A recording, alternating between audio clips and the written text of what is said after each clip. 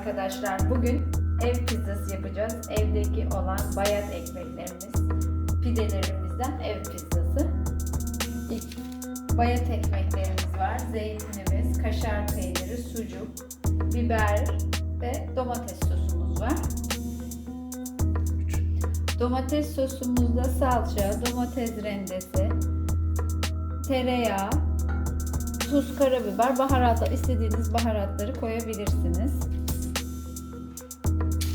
Eskiden papara yapıyordu annelerimiz. Şimdi bizim çocuklarımız papara yemiyorlar ama ev pizzası en güzel ekmek değerlendirmesi.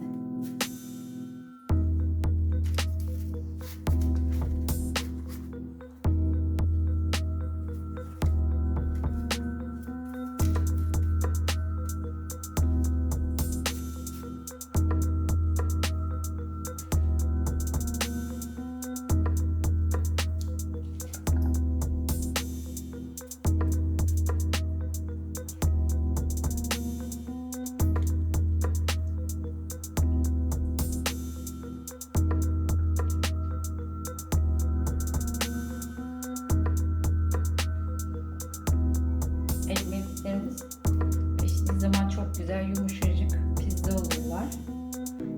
Çocuklar çok seviyorlar.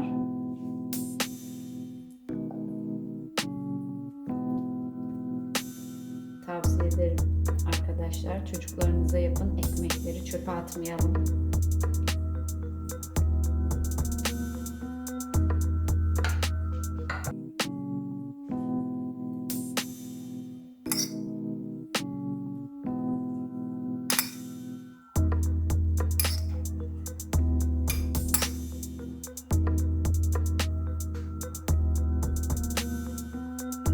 Yeşil zeytinlerimizi de ekmeklerimizin üzerine serpiştirdik.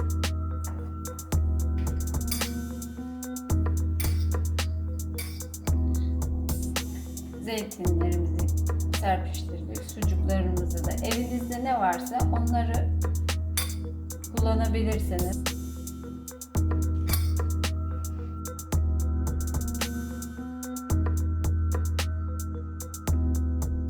İsteyen ben sucuk serpiştiriyorum. Siz salam da kullanabilirsiniz.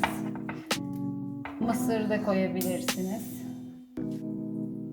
Sırf sebzeli de olabilir. Evinizdeki bütün malzemeler keyfinize göre hazırlayabilirsiniz. Çok lezzetli oluyor.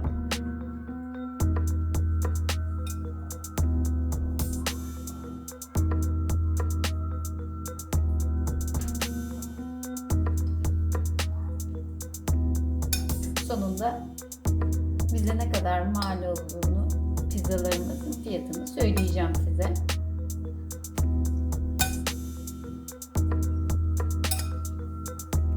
Evde yapılan pizzalar daha bereketli ve daha ucuz oluyor.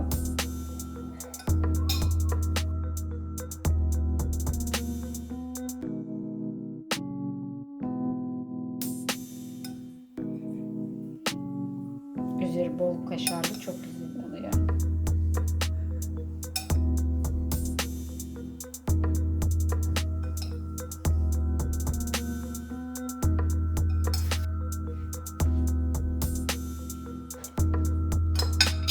Arkadaşlar pizzamız hazır. Fırının ızgara bölümüne koyuyoruz. Üzerleri kızarıncaya kadar pişiyorlar. Izgara bölümünde 200 derecede 15 dakika üzerleri kızarana kadar pişiriyoruz.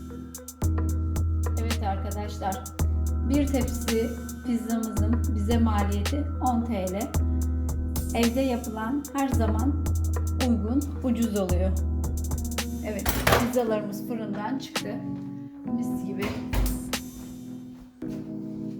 Hemen servis tabağına alıyoruz.